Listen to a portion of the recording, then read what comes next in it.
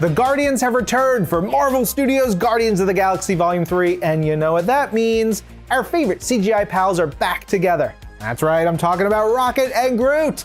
And I'm here with VFX supervisor Stefan Soretti to find out how one of the MCU's most beloved pairs is brought to the big screen. Hi Steph, how are you? Hey Ryan, I'm very good, thank you.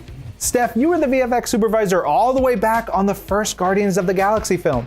What was it like to get to introduce Groot and Rocket to the MCU? When we first introduced them in the first film, they were such weird characters that nobody was really expecting. There's that kind of like weird dynamic between the two of them that makes them iconic, and you kind of get attached to them quite quickly. Now in this third Guardians film, we dive even deeper into these characters. What was it like telling their stories through VFX? It's a very emotional film, this one. There's all these little moments that really create depth into the character. They're not just like animated characters, they're really part of the cast. So when you begin work on the film, how are the actors' performances captured on set? We're not using mocap, with the hundreds of cameras and all that stuff. We do reference shoot. So we have the actors, they're with us, we're filming the scenes, and we then give it to the animators, and it's hand animated. Literally hand animated. So it's a lot of artistry that comes into this. It's not at all a process that is automated.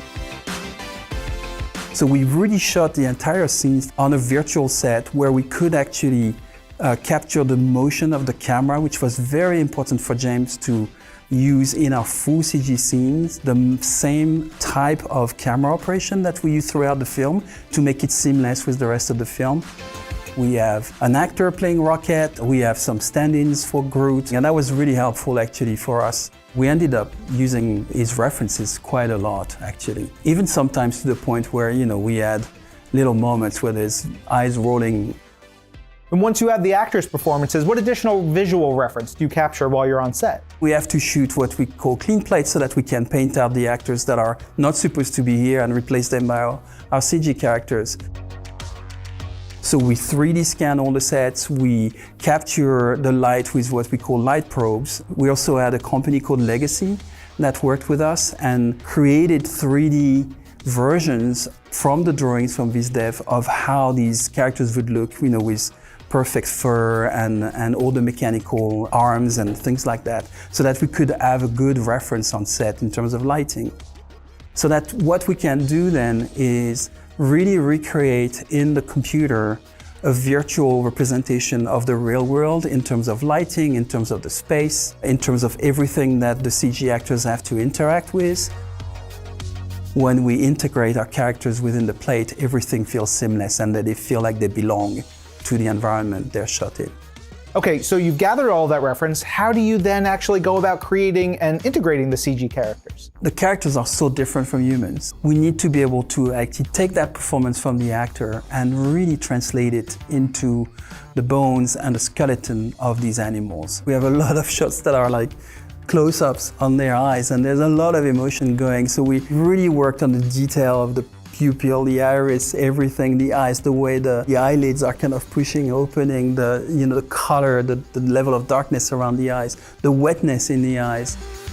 When you see a CG character animated, especially one with fur, there's a lot of things involved in that are extremely complicated. So if there's wind, we need to have a little bit of wind in the fur. If there's two CG characters touching each other, we need to do, the fur kind of, getting displaced by the motion. For Groot, when he's more young, his face is more malleable when you've seen him like as baby Groot. But as he grows to become more of a tree, we wanted to bring that kind of level of expression that was kind of very detailed in the first film. All these little details are helping us really bring the moments where it needs to be funny, the moments where we need to have the emotion. Once we've shot this, we start dropping very simple models of the characters. And then we get into what we call blocking animation at the vendor, which is a very rough animation, but it's a little bit more detailed. And then as we push through, we start getting, better animation, more finished animation, we start getting renders. It's a very long process. It's not something you press a button and you get it. You have to have a very talented animator and FX team. Everyone is clearly so freaking talented.